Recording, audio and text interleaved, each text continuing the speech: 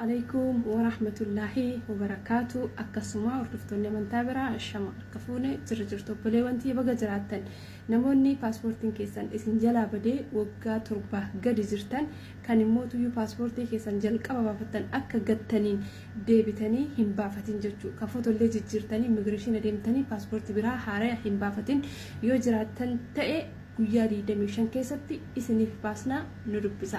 Lakkoofsi bilbilaatti nu dubbistan isuma kan akkasumallee koppii paaspoortii keessanii guyyoota muraasa keessatti gatii akka duraan namoota hedduu baasaa ture gatii duraanitti gadiin hedduu qinnaasheedhaan oriijinaal koppii keessan kan paaspoortii isiniif baasna. Kan immoo guyyoota muraasa keessatti jechuudha waan guyyaa 3 keessatti isinii bahuudha.